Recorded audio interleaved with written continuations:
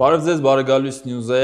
այժմ զրուցակիցս վերլուծաբան Արգիշ Տիկիվիրյանն է, պարոն Տիկիվիրյան, շնորհակալություն, որ ժամանակ գտաք զրուցելու համար։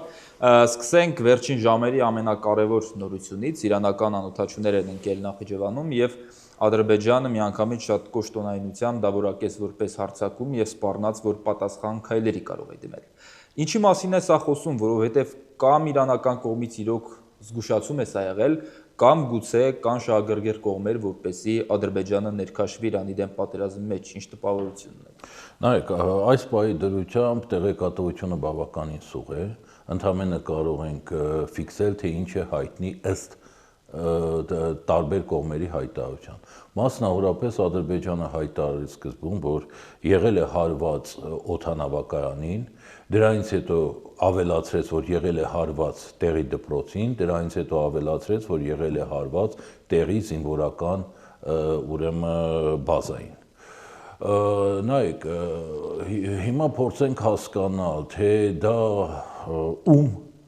դրոններն են եղել, արդյոք իրանական է եղել, թե ոչ։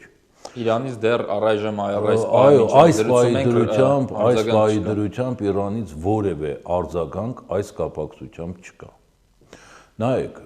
շատ տարօրինակ է իրոք այս իրավիճակը։ Ինչու՞։ Նախիջևանը իրենից հանդիսանում է բավականին փակ գոտի։ Այսինքն այնտեղից մի անգամից տեղեկատվության մատուցումը, ուրեմն տասնյակ տեսահոլովակների սփռումը միշտ, այսպես ասած, հարցեր է առաջացնում։ Այսինքն միտում կա։ Նայեք, մինչ օրս Նախիջևանում ինչ էլ եղել է, ոչ միայն ասենք միջազգային հանրությունը, անգամ Բաքվի ադրբեջանցիք չեն իմացել։ Ինքը փակ գոտի է միշտ եղել։ Իսկ այստեղ ակնհայտ կերպով ոնց որ մեկը տեսախցիկը վերցած սպասեր, որ ինչ-որ բան նկարեր։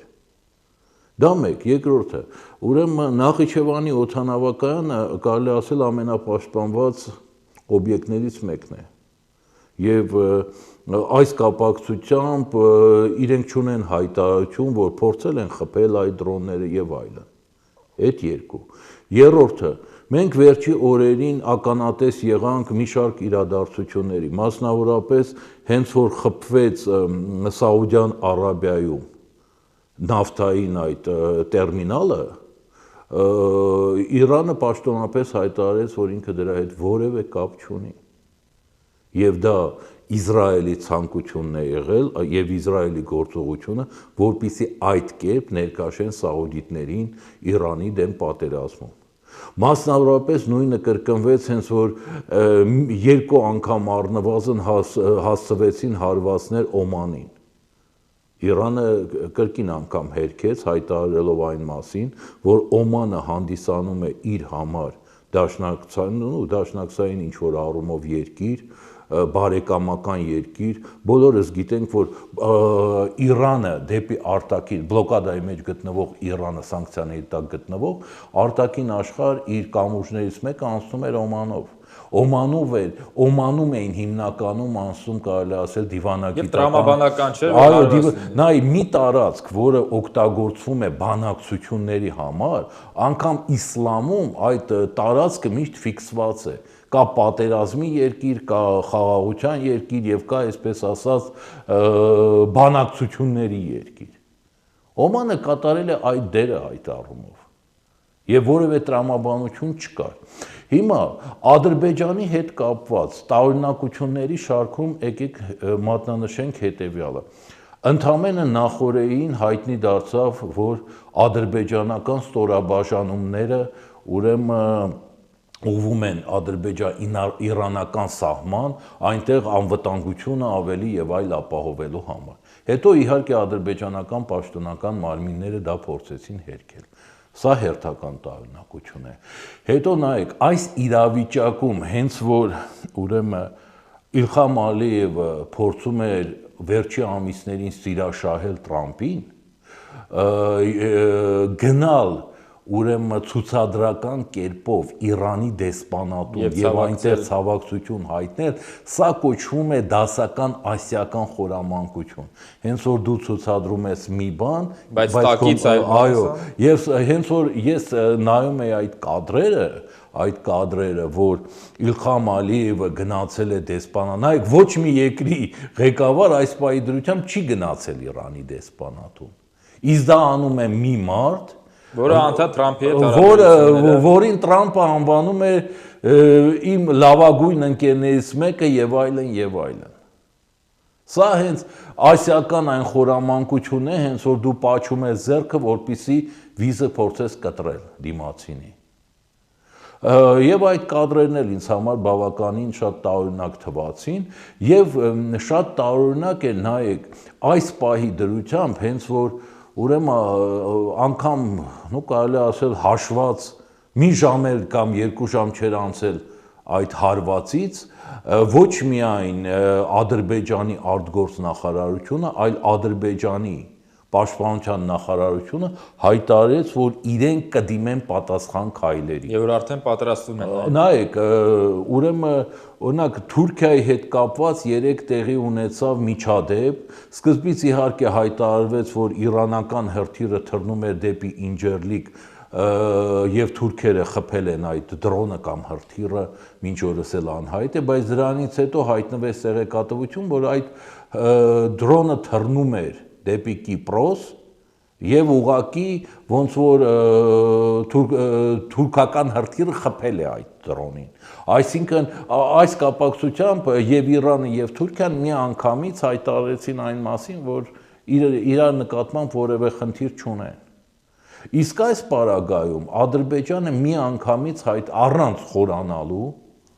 օրինակ նայեք, սաուդիտները փորձեցին խորանալ հասկանալ, Օմանը փորձեց խորանալ հասկանալ, Թուրքիան փորձեց խորանալ հասկանալ,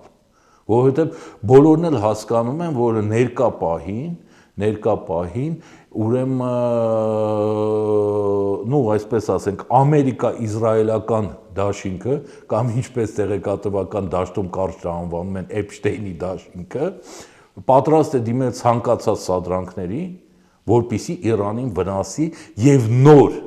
խաղացողներ ներգրավի կոնֆլիկտի մեջ։ Եվ այս պարագայում Ադրբեջանը միանգամից հայտարարում է պատասխան գործողությունների մասին ընդդեմ Իրանի։ Բայց որը կարող է լինել պատճառը, եթե մնացած բոլորը բավական զգուշավոր են, այդ թվում Թուրքիան։ Այսինքն Ադրբեջան ինչ որ երաշխիքներ ունի կամ պարտադրված է գնալ գործողությունների Իրանի դեմ։ Ուրեմն պատճառը կարող է, եկեք փորձենք հասկանալ, որը կարող է լինել։ Պատճառը կարող է լինել նա, որ նայեք, վերջի օրերին ակտիվ քննարկում է, թե ով կկատարի, այսպես ասենք, Էփշտեյնի դաշինքի համար ցամաքային հարված հասցնող ուժը։ Մասնավորապես մի քանի օր քննարկվում էր, որ դա կլինեն քրդերը հավանաբար։ Եվ այստեղ տեղեկատվական դաշտից բաց մնում Ադրբեջանը։ Օրինակ, եթե նայենք, որ Էփշտեյնի դաշինքի համար շատ կարևոր է, որպիսի Իրան կարողանան ուղղել ինչ-որ ցամաքային ստորաբաժանումներ, դա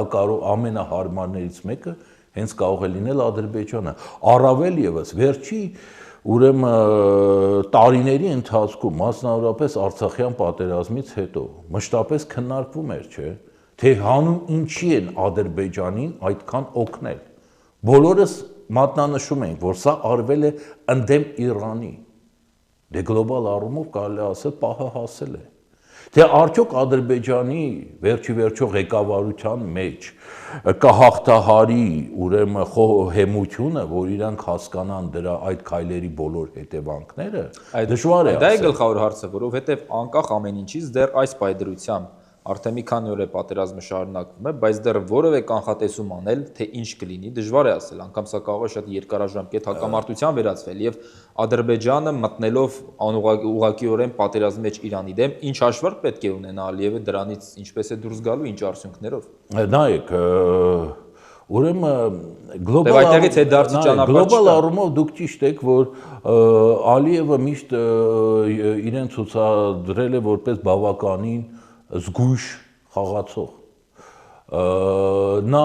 պետք է ասենք մոտավորապես ոնց ես ասեմ, եթե ոչ 100%, գոնե 60-70% վստահ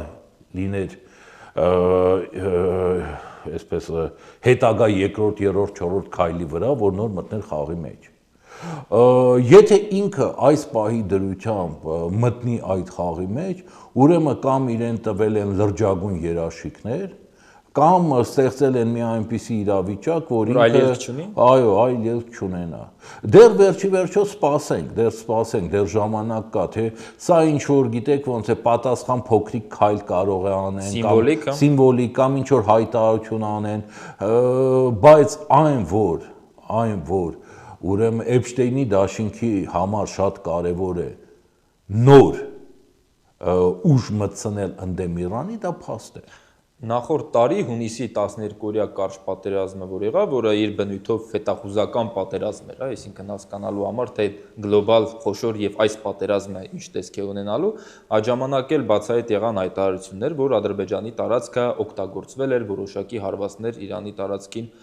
հասցնելու համար։ Այսինքն որ Ադրբեջանի գործոնը եղել է այս ողջ թեմայով նաեւ նախորդ թեկուզ կարճ տևած պատերազմի ժամանակ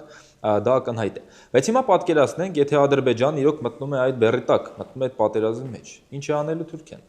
Որովհետև մենք մի կողմից Թուրքիան եւ Իրանն ունեն իրենց հարաբերությունները, Թուրքիան առնվազն այս պայդրությամբ փորձում է չներքաշվել սրա մեջ կամ գուցե այդպես ցույց է տալիս, բայց եթե Ադրբեջանը մտնի պատերազմի մեջ, Թուրքիան ունի գոնե պայմանագրային պարտավորություններ իր դաշնակցության։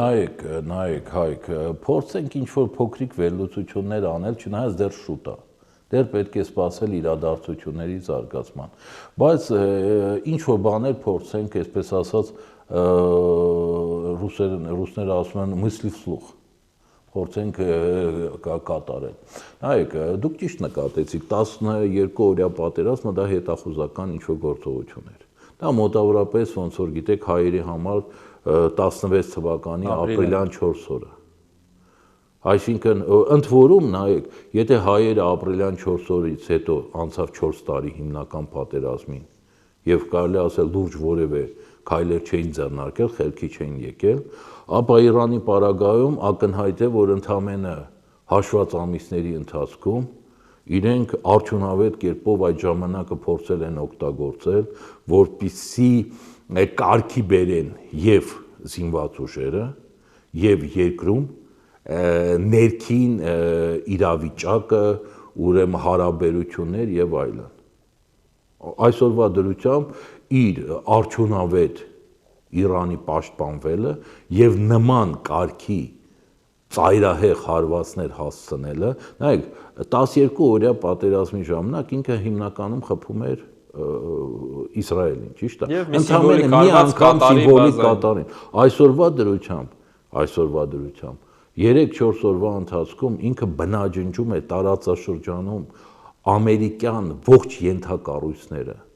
ռազմական եւ քաղաքացիական։ Ինչ ենթակառույց տասնամյակների ընթացքում ԱՄՆ-ն ստեղծել էր, Իրանը քայլ առ քայլ եւ հիմնահատակ փորձում է բնաջնջել։ Հիմա գանք Ադրբեջանի հետ կապված հարաբերություններին։ Նայեք, սկզբում պետք է ֆիքսել մի բան։ Սպանելով այաթոլային, հարվածներ հասցնելով Իրանի կում քաղաքում, ուրեմն շիիզմի ինստիտուտներին, ԱՄՆ-ն եւ Իսրայելը այս պատերազմը ընդդեմ Իրանի վերածեցին տոտալ պատերազմի ընդդեմ շիիզմի։ Սա արդեն պատերազմ չի ընդդեմ Իրանի։ Այդ ամբողջը բերեց պատերազմի ընդդեմ շիիզմի։ Այսինքն 90 միլիոն իրանցիներին ավելացավ մոտավորապես եւս ավելի քան 100 միլիոն շիաներ։ Եվ դրա արդյունքն ենք մենք տեսնում ամբողջ աշխարհում, երբ որ շիաները լինի Իրաքում, լինի Պակիստանում, վստահ եղեք շուտով նաև այլ տեղերում սկսելու են գրոհել ամերիկյան, իսրայելական հիմնարկները։ Ուրեմն ընդ որում նայեք, այսօրվա դրությամբ կարդում էի ԱՄՆ-ի պաշտոնյաներից մեկի հայտարարությունը, որ շիիզմը դա ինչ-որ աբսուրդային կրոն է եւ այլն։ Այսինքն իրանք էլ են այդպես դիտարկում։ Այստեղ հարցը արդեն դրված չի Իրանը։ Մենք մտածում ենք ժամանակին, որ իրանց ծրագիր, առավելագույն ծրագիրը դա կազմաքանդել Իրանն է։ Այսօրվա դրությամբ մենք տեսնում ենք, որ իրենց հիմնական նպատակը վերածվել է շիիզմի կազմաքանդումը։ Հասկանում եք։ Ու այս պարագայում հաշվի առնենք, որ խոշոր Ադրբեջանը հանդիսանում է խոշորագույն շիիտական երկիր։ Ես ինչի այս նախաբանը ներկայացրեցի։ Ադրբեջանը դա ընդ որում շիաները այնտեղ կազմում են ծայրահեղ մեծամասնություն։ Այնտեղ կան շիիտական մոլերանտ խմբեր, մասնավորապես Բաքվի Նավդարանը, Արվարձանը, շիիզմի շատ մեծ ազդեցություն կա երկրորդ խոշորագույն քաղաքում, ուրեմն Գանջայում շատ բավականին ուժեղ են շիաների դիրքերը եւ մնացած այլ բնակավայրերում։ Ադրբեջանի տարածքում սուննի են, դա հիմնականում հյուսիսը, որոնք ընդհանրապես ադրբեջանցի էլ չեն, թուրքիզմի հետ կապ չունեն։ Մասնավորապես խոսքը գնում է լեզգիների, ավարների, ուրեմն ցախուրների, Տաբասարանցիկի, Շահդագի խմբի եւ այլ մասին։ Այ նրանք սուննի են, իսկ հիմնական այս զանգվածը դա շիա է եւ դժվար է ասել, թե ոնց կպահի այդ զանգվածը, եթե Իլխամ Ալիևը եւ Բաքվի իշխանությունները, էլիտան, փորձեն գլոբալ առումով միանալ այդ ամերիկա-իսրայելական Էփշտեյնի դաշինքին։ Ու այս պարագայում հետաքրքիր է նաեւ Թուրքիայի դերը։ Մի կողմից, այո, վերջի տարիներին տեղի ունեցել, ուրեմն ադրբեջանա-թուրքա մերձեցումներ եւ Թուրքիան ինչ որտեղ հանդես էր գալիս որպես Ադրբեջանի համար անվտանգության երաշխավոր, բայց մյուս կողմից ակնառու է, որ Թուրքիան որևէ պարագայում շահագրգռված չի Իրանի կազմաքանդմամբ։ Այո, թուլացմամբ շահագրգռված է, որ ինքը լինի տարածաշրջանի ասիճը գետտերությունը, բայց կազմաքանդումը ինքը հոյակ հասկանում է դրա հետևանքները քրդական գործոնի հետ կապված։ Կա նաև այլ խնդիր, եթե իրավիճակ այս սցենարով է զարգանում ու Իրանը չի կարողանում այս վիճակից դուրս գալ, այստեղ նաև Իսրայելի էլ ավելի ընդլայնման հարց կա։ Մենք տեսնում ենք նաև Թուրքիայի եւ Իսրայելի միջև մրցակցություն։ Դե նայեք, Իսրայելի ընդլայնման հարց իհարկե կա տարածքային, բայց այդ ընդլայնումը կարելի ասել Թուրքիայի տարածք չի ընդգրկում։ Խոսքը ընդհանուր քաղաքական ազդեցության մասին։ Իրանց գաղափարախոսությամբ, որը իրանք փորձում են կյանքի կոչել, այդ տարածքը Նեղոսից Եփրատ է։ Այդ տարածքներն են ընդգրկում մեծ Իսրայելի մեջ։ Հիմա ուրեմն շահերի առումով լիովին դուք ճիշտ եք։ Արդեն իսկ Սիրիայում ակնհայտ էր շահերի հակասությունը։ Եթե չլներ այս իրանական կեյսը նորից չբացվեր, չէր բացառվում, որ Սիրիայի տարածքում իրանք կգնային բախման։ Թուրքիան եւ Իսրայելը։ Այդ մասով այո, դուք ճիշտ եք, ես համամիտ եմ։ Բայց հիմա վերադառնանք նորից նայեք Թուրքիային։ Սիրիայում, նայեք, սկզբից Իրաքում թուլացավ կենտրոնական իշխանությունը։ Քրդերը կարողացան ստեղծել հյուսիսում ինչ-որ պետական միավորում, ինքնավարություն։ Իհարկե, կոնկրետ Իրաքի ինքնավարության հետ Թուրքիան փորձեց լեզու գտնել, մասնավորապես Բարզանիի կլանի հետ։ Սիրիան փլուզվեց։ Ռոժավան ստեղծվեց Ռոժավան։ Վերջի ամիսներին, այո, Սիրիան կարողացավ Թուրքիայի նաև օգնությամբ եւ Ամերիկայի կողմից քրդերին հանձման գնով կարողացավ ինչ որ ասպես ասած գերիշխանությունը հաստատել։ Վերջնական չի իհարկե գրավել քրդական ռոժաման, բայց ինչ որ գերիշխանություն հաստատել է, պայմանավորվել է եւ այլն, այսինքն կողմերը ինչ որ կետի վրա կանգնել են մինչև շահեն ժամանակ ամեն կողմը։ Հիմա նայեք, խոսքը գնում էր օրինակ Սիրիայում, որը Թուրքիայի համար տոտալ գլխացավանք էր, մոտավորապես 2 միլիոնի մասին։ Իսկ այստեղ Իրանի Քուրդիստանն է 5 անգամ ավել անգամ, ընդ որում այնտեղ շատ այլ խմբեր կան, որոնք կարող են միանալ, եւ սա Թուրքիայի համար կարող է լինել գլոբալ գլխացավանք։ Այդ դրանով էր պայմանավորված, որ վերջի ամիսներին ակնհայտ զգալով, թե ուր է գնում Ամերիկա-իսրայելական դաշինքը, այսինքն կազմակերպման, Թուրքիան հետախուզական տվյալներով փորձում էր ամեն կերպ օժանդակել Իրանին, մասնավորապես տալով այն քրդերի տվյալները, որոնք պատրաստվում էին անցնել Իրանի տարած եւ Իրանը հաջողացնում էր չեզոքացնել իրանց։ Եվ նաև դրանով է պայմանավորված, որ նայեք, հենց որ այս հրթիռի պատմությունը երեք եղավ, Թուրքիան որևէ կտրուկ անգամ հայտարարություն այս կապակցությամբ չարեց։ Ինքը ոնց որ կարելի ասել չնկատելու տվեց ընդհանրապես, որովհետև նորից եմ կրկնում, քրդական հարցը դա այս պահի դրությամբ այն հիմնական հարցն է, որ կարող է տարածվել Թուրքիայի վրա եւ կազմաքանդել Թուրքիան։ Հիմա այստեղ հարցականները շատ են, այսինքն դեռ շատ բան հնարավոր չի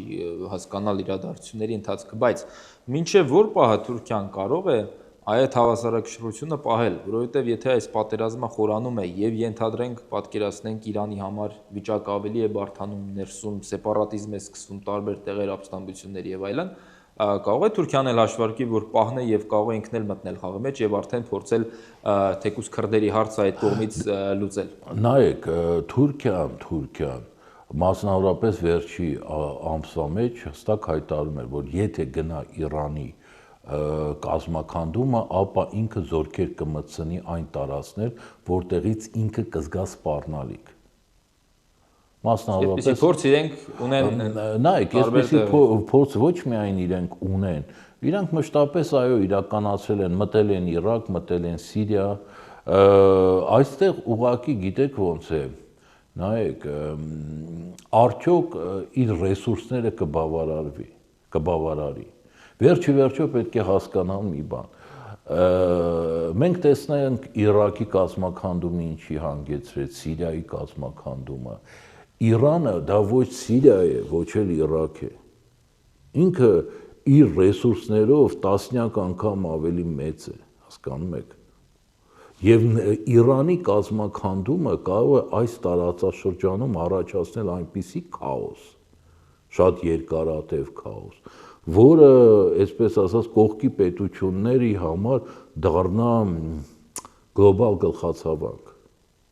Իհարկե, կփորձեն զորքեր մտցնել, կփորձեն կանխել, բայց արդյոք դա կլուծի իրենց հարցերը։ Միշտ հիշենք վերջի 100-ամյակների ընթացքում, 1000-ամյակների անգամ, երբ որ Իրանը կազմաքանդվել է, երկար տարիներ այս տարածաշրջանում առաջացել է քաոս, ուրեմն իշխանություն։ Ու դա շատ ծանր է նստել տարածաշրջանի պետական միավորումների ազգերի վրա։ Հետո նայեք, նույն ասենք, վերջիվերջո պետք է հասկանանք, առկա է սունիտա-շիիտական հակասություն։ Սունիների համար, եթե խորքային նայենք, շիիզմ անգամ իսլամ չի։ Երկար 100-ամյակներ, օրինակ նույն Օսմանյան կայսրությունում, սունի օսմանները կոտորել են շիաներին։ Իրանք էլ իրանց տարածքում կոտորել են սունիներին։ Շատ դժվար է ասել, որ եթե ավելի է խորանում գիտակցումը, որ սա ոչ թե պատերազմ է ընդդեմ Իրանի, այլ պատերազմ է ընդդեմ շիիզմի, ասենք նույն Ադրբեջանի շիաները ոնց կդիմավորեն սունի թուրքական զորքին։ Այսպես ասած ինքնաձիգներով դիմավորել։ Արձականները շատ են, բայց Թուրքիայի մասով մի հարց էլ։ 2 օր առաջ, երբ որ Իսպանիայի վարչապետն էր ասաց, որ մենք չենք ընդունում Իրանի դեմ այս պատերազմը, եւ մենք մեր բազաներն էլ չենք տրամադրի, Թրամփն ասաց, դե չեք տրամադրի, մի տրամադրեք, մենք չենք հարցնի, եթե պետք եղավ կօգտագործենք։ Հիմա հետաքրքիր է նաև այս նախադեպը օրինակ Թուրքիայի պարագայում։ Եթե օրինակ Թուրքիան շարունակում է համարել, որ ինքը չպետք է ներգրավի այս ամեն ինչում, բայց նա կարող է բավարար չափով դիմադրել ենթադրենք ամերիկյան ճնշումներին, եթե նման պահանջներ լինեն Թուրքիայից, որ դուք պետք է մտնեք այս պատերազմի մեջ, մեր դաշնակիցն եք, ճար չկա։ Գիտեք ոնց է, Թուրքիան հիմնականում վերջի տարիներին փորձել է դիմադրել ԱՄՆ-ին։ Հետո նույն Իսպանիայի հետ կապված հակասական տվյալներ կան։ Մեկ ասում են, որ չէ Իսպանիան տեղ է տվել, հետո նաև տեղեկատվություն հայտնվեց, որ ոչ։ Վերջի մի բան հաշվի առնենք։ Նայեք, բոլոր անցյալ դեպքերում եվրոպական հիմնական պետություններ, նաև լինելով ՆԱՏՕ-ի անդամ, պաշտպանել են ԱՄՆ-ի ցանկացած գործողություն։ Այսօրվա դրությամբ Իրանը խփում է, կարելի ասել, ՆԱՏՕ-ի անդամների բազաներին, Բրիտանիայի, Ֆրանսիայի, Գերմանիայի, Իտալիայի, եւ նրանք չեն շտապում։ Ինչի՞։ Որովհետեւ նույն Եվրոպան հոյակապ տեսնելով Տրամփի քաղաքականությունը, իրանք հասկանում է, որ Իրանից հետո հաջորդը ինքն է լինելու։ Նայեք, երկար ամիսներ Տրամփը խոսում էր Գրենլանդիան այս կամ այն ձևով վերցնելու հետ մասին։ Հիմա եվրոպացիք Եվի չեն կասկածում, որ եվրոպացիք հասկանում են, չէ, որ եթե Իրանի հարցը լուծեց, ինքը Գրենլանդիան վերցնելու է Արկտիկայի հետ կապված։ Դե մինչև Վենեսուելայի հարցը։ Չէ, դե Վենեսուելան մի քիչ այլ պատմություն էր։ Դե ամեն դեպքում մենք լսում ենք չէինք հավատում, որ նման բան կա, բայց եղա։ Եվրոպացիք հոյակապ հասկանում են, որ Տրամփը հետ չի կանգնելու։ Եվ այդ պարագայում դուք նայեք եվրոպացու աչքերով։ Ինքը հոգու խորքում ցանկանում է, որ ԱՄՆ-ն եւ Տրամփը Իրանում պարտվեն, որտեղ միայն այդ պարտության դեպքում ուրեմն Գրենլանդիան կմնա, այսպես ասած, եվրոպական։ Բոլորը արդեն հասկանում են Տրամփի քաղաքականությունը։ Գիտեք, Եվրազիան վերածել քարակույտի եւ իրենք այդ արևմտյան կիսագնդում երջանիկ որպես գերտերություն Վենեսուելայի նավթն էլ կստանան, ջանդամ թե ասենք մնացածը առանց նավթի ու գազի կմնան, հենց դրանով էր Վենեսուելան պայմանավորված։ Իրանք բավական նորից որպես գերտերություն կբարգավաճեն, իսկ ողջ Եվրազիան կմնա փլատակների տակ։ Լավ, հիմա եկեք փորձենք հասկանալ, եթե ԱՄՆ-ն եւ Իսրայելը մտել են այս պատերազմի մեջ, որի վերջը դեռ չի երևում, ինչ ծրագրով են մտել եւ ինչպես պետք է դրանից դուրս գան։ Ակնհայտ է լավ, ընդհանուր գլոբալ նպատակները, այդտեղ Չինաստանի խնդիր կա, գուցե հետո Ռուսաստանի հետ կապված զարգացումներ, բայց առայժմ դեռևս Իրանում նոր անկայունության նշաններ դեռևս չեն երևում։ Դեռևս Իրանը շարունակում է զանգվածային հարվածներ հասցնել, բայց մենք չգիտենք թե սպառազինությունների իմաստով, թե այլ տեսանկյունից Իրանի ռեսուրսները որքան կհերիք են, ի վերջո ինչ ղեկավարության կգա Խամենեիի սպանությունից հետո, որտեղ ակնհայտ է, որ ԱՄՆ-ի Իսրայելի կողմից նպատակ կարող է լինել նաև հասնել ներքին կառավարման համակարգի փլուզման կամ լոյալ իշխանության ձևավորման։ Լավ, ինչպես են այս պատերազմից դուրս գալու։ Իրան ԱՄՆ-ն իր պատկերացմամբ խաղում է մի խաղ, որը ոնց է իրադարձությունները զարգանան, ինքը չի պարտվի, ինքը հաղթած դուրս կգա։ Նայեք, սցենար 1 ինքը կարողանում է կազմաքանդել Իրանը։ Ինչա դրանից հետո տեղի ունենալու։ Ինքը անցնելու է Ռուսաստանին ու վերջիվերջո հիմնական թիրախին Չինաստանին։ Պատկերացրեք, որ դա չստացվեց Իրանին կազմաքանդել։ Պլան B։ Ողջ նորից եմ կրկնում, Եվրազիան փլատակների տակ է, տասնամյակներ են պետք, որ ինքը այս փլատակներից դուրս գա, իսկ ԱՄՆ-ի տարածքը այսպես ասած, որևէ ինքը այդ առումով խնդիր չունի, ինքը ստանալով Վենեսուելայից էժան էներգակիրները հետևելու է, թե ոնց են նրանք տասնամյակների ընթացքում փորձում վերականգնել ու ունենց էլ չի, որ հանգիստ է թողնելու։ Շարունակելու է, հասկանում եք։ Այսինքն, այս երկու հիմնական գիծը իր պատկերացմամբ ցանկացած պարագայում իր համար ձեռնտու են։ Գլոբալ նայենք, էլի։ Գումարած այստեղ ներքին հարցեր էլ կար, այսինքն այդ Էփշտեյնի սկանդալը Միացյալ Նեթանյահուի հետ կապված հրապարակումներ եղան անգամ, որ Կատարից է ֆինանսավորվել եւ այլն եւ այլն, այսինքն այստեղ ներքին հարցեր են լուծվում բնականաբար։ Բայց հիմա եկեք գանք մեզ, այսինքն հարևան երկրում ընդամենը մի քանի 100 կիլոմետրի վրա պատերազմ է, որի ընթացքը եւ հնարավոր հետևանքները մենք դեռ չգիտենք, անգամ հիմա չգիտենք Ադրբեջանի հետ ինչ է լինելու, Ադրբեջանը մտնելու է դրա մեջ թե ոչ, այսինքն բաներ են կատարվում, որը ֆանտաստիկ կարող էր թվալ մի տարի առաջ, մի քանի ամիս առաջ։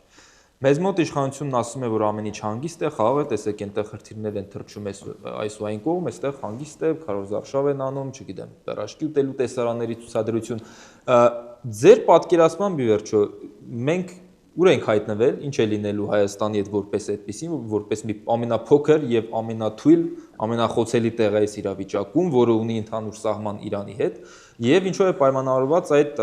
անվտանգություն ցույց տալու նաեւ Փաշինյանի ձգտում, հա, ընդհանրապես այս։ Նայեք, ես մի քանի անգամ վերջերս ասել եմ, շատ կարճ ասեմ, որ հայերի բախտը բերել էր, որ այս պահի դրությամբ այսպես կոչված Տրամպի ուղին, որպես այդպիսին ընդամենը չոր թղթի վրա հայտարարությունների տեսքով է։ Պատկերացրեք այդ Տրամպի ուղին լիներ։ Մենք տեսնում ենք, չէ, Իրանը բնաջնջում է տարածաշրջանում ԱՄՆ-ի ողջ ռազմական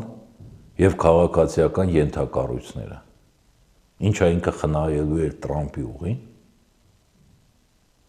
Եթե ինքը նայեք, խփում է Բախրեյնին, Կուվեյտին, Իրաքին, Սաուդիտներին, Դուբային, հայերի կողմից ամենասիրելի տարածաշրջանային քաղաքին։ Այսինքն մոտավորապես խփում է 15 պետությունների, տարածքների եւ բազաների, եթե գումարում ենք 15 է ստացվում մոտավոր։ Ինքը չէր խնայելու Տրամպի ճանապարհը։ Օրինակ, եթե պարզվի օրինակ, որ Ադրբեջան վերջի վերջո Նախիջևանին ոչ թե խփել են իսրայելացիք, այլ խփել է Իրանը, դա մի դեպքում կարա տեղ ունենա։ Եթե ինքը ունեցել է հստակ տվյալ, որ այդ օդանավակայանը օգտագործվում է որպես Իսրայելի ԱՄՆ-ի ենթակառույց։ Հստակ հայտարարել են, որ որևէ ենթակառույց չեն խնայելու, ու դա ցույց են տալիս։ Սա լրիվ ադրբեջանական սովորական օդանավակայան է եղել։ Եթե եղել է իրանական հենց նպատակաուղղված արձակում 20 թվականից հետո, 20 թվականի պատերազմից հետո ակնհայտ էր, որ Իսրայելը շատ ինտենսիվ Ադրբեջանում աշխատում է, ճիշտ է։ Մասնավորապես Արցախում եւ ազատագրված տարածքներում կառուցվում էին ենթակառույցներ եւ օդանավակայաններ, որը Ադրբեջանին որպես այդպիսին պետք չէր։ Դա մի դեպքում կարա ծառայի, որ այդտեղից հենց այդ օդանավակայանները պետք էին, որ Իրանի դեմ պատերազմում ծառայեն որպես ենթակառույցներ, ռազմական ենթակառույցներ Իսրայելի եւ ԱՄՆ-ի համար։ Թեթևակի տեղեկատվություն կա այս կապակցությամբ։ Ես ուղղակի չեմ ուզում այդ դաշտ հիմա մտնենք, որովհետեւ վերջի վերջո եք ոնց է, մենք իրադարձությունների զարգացումից կհասկանանք 100%, թե սա Իրանն է, թե Իսրայելն է։ Երկուսն են կարան լինել, ես նորից եմ ասում։ Սկզբի մասը մենք հարցազրույցի ես բացատրեցի, որ դա Իսրայելը կարող անել, ոնց որ ասենք Օմանի եւ Սաուդիտների հետ կապված։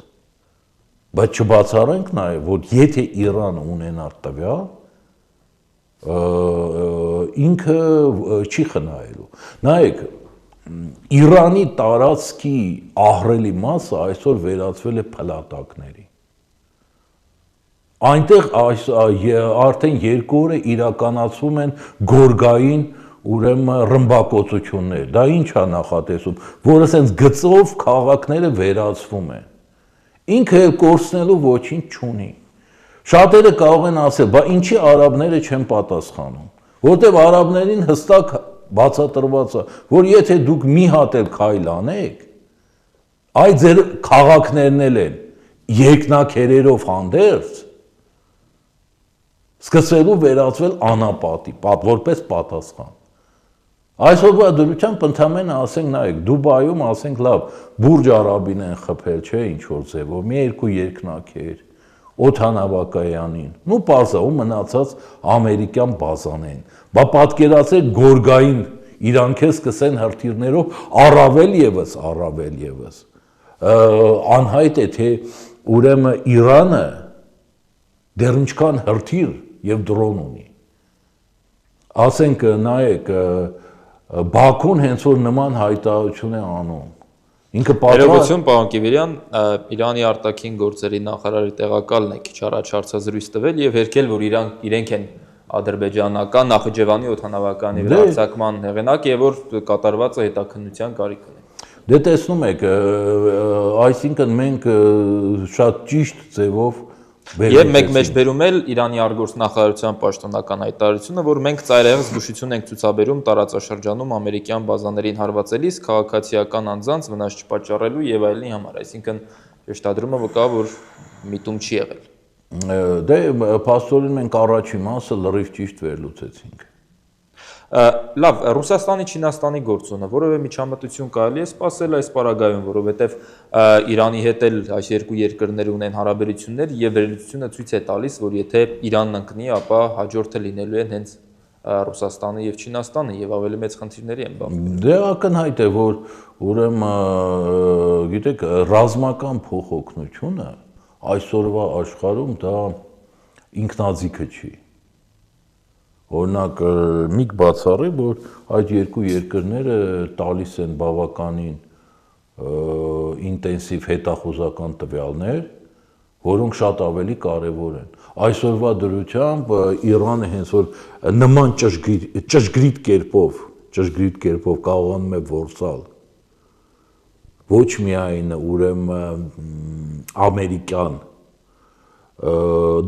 բազաները, ոչ միայն ամերիկյան ռադարները, այլ այդ արաբական ծոցի տարբեր երկրներում, տարբեր քաղաքներում, քաղաքների հյուրանոցներում պատսպարված ամերիկյան զինվորներին եւ ՑՌՈ-ի աշխատակիցներին։ Ինձ համար ակնհայտ է, որ ինչ որ մեկը շատ ավելի հզոր տեղեկատվությամբ զինված, շատ ավելի հզոր ուրեմն տիեզերական հետախուզությամբ տալիս է այդ տվյալները Իրանին։ Լավ, գանք մեզ։ Հիմա ինչ կարելի է սպասել մեր մասով։